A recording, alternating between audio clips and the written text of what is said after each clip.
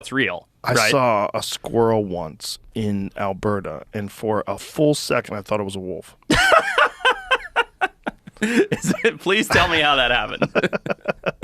I was looking for wolves. Yeah. I was looking for it to be a wolf. I definitely saw a wolf once. Yeah. And it was pretty cool. It was either a wolf or a large coyote, but I'm pretty sure it was a wolf. In Alberta? Yeah, because it was at dusk, and it ran across the road, and I was with Cam Haynes, and we both noticed it. Mm-hmm. And it looked like a wolf. Just too big and stocky. Yeah. But it was, distant, getting dark, hard to tell, but they're up there. There's a shit ton of them. I mean, they have tons of trail cameras of them. Yeah. And they see them there all the time. But I saw this thing run across this like down tree, and it was the tail of the squirrel, and for like a full second, I was like, oh my God, is that a wolf fur? That's a fucking squirrel. God, you're dumb.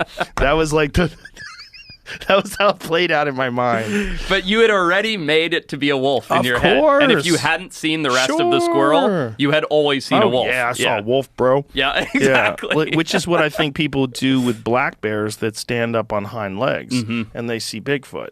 Black panthers. You see a house cat run across the road out in the woods, and it's black, and the perspective, you don't have any scale, and you go, I saw a black panther. Yep. Yeah. But I mean, the wolf thing is interesting because it's like, they're reintroducing wolves in different parts of America, and now they're trying to do it to Colorado, and it's like, I hope you guys know what you're doing. Because this idea that you're going to be able to control their populations once you reintroduce them, you're not even going to find them. Right, correct. Yeah. And I mean, like we've seen a wolf pack, I'm blanking on the name of it now, but it's moved all the way down from Washington through Oregon. Now it's all the way to Central California, right? San Luis Obispo County, Central California. I don't think they're resident, but they've dipped in because we have tracking collars on them, right? Wow. So they've come all the way from Washington, all the way through Oregon. San Luis Obispo. Isn't that wild? Wow. Yeah. They're amazing. Incredible. And they are helpful to the environment. They do fill a role, and they outcompete the coyotes, and, their population's insane. They'll also kill your kids. They'll also kill your kids. Yeah. They can. I mean, they are fucking predators, and they don't have any rules.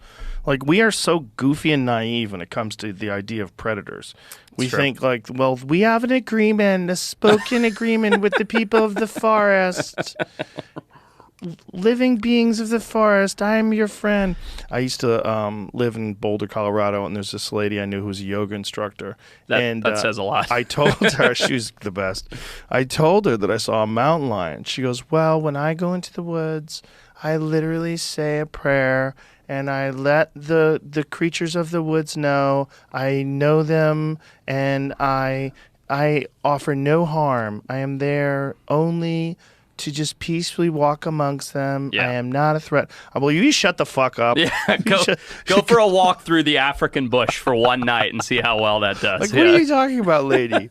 You zig when you could have zagged, and you run into a bear and you're fucking dead. 100%. Shut up. Just shut up. 100%. They eat yoga instructors too.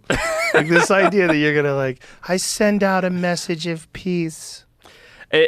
We've become so jaded in the sense of like nature is in harmony and balance. That's like this Western idea of like everything's so harmonious in nature. It's terrifying. It's the opposite, It's such a dumb perspective. It's so misinformed. It's just based on idealistic perspectives. It's based on